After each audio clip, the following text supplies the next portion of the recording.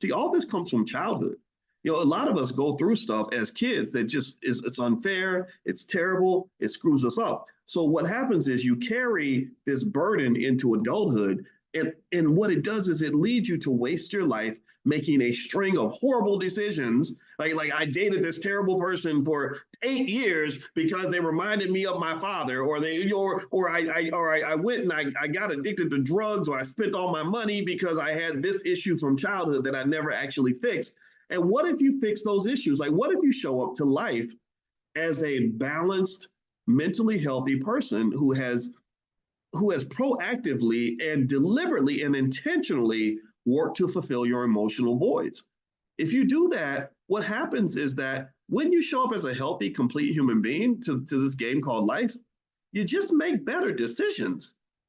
You don't waste all your money on nonsense because your self-esteem is fully developed, and you understand, you've been able to properly contextualize the horrible things that happen to you. You've been able to heal from some of the trauma, so you're more balanced and smarter. So what does that mean? Well, that means, like, so if I'm a guy who went through some horrible stuff, or maybe I have some mama issues, I'm not going to be tempted to go lay down with any big butt and a smile that comes along. I'm going to say, no, no, no. I'm attracted to this woman, but because my consciousness is at a certain level and I have healed, I'm a complete person. I understand that I don't have to sleep with this lady just because she looks good. I'm going to pick the kind of woman that really needs to be in my life. Because I've learned to value myself, I can properly choose the kinds of men who should be in my bed. Again, if you're a woman, there's no diddy. Men, ain't no man ever been in my bed like that. But you know what I mean, right? So really what I'm saying to you is that when you're talking about healing and therapy,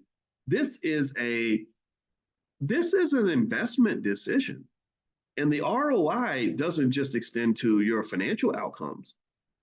Because remember, if this lady was healed and healthy and balanced, she would have made a lot of different choices in life that would put her in a great financial situation.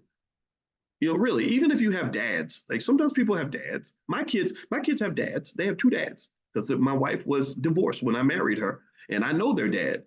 And guess what? Their dad is a great guy. He's very mature, and he knows a hell of a lot about money.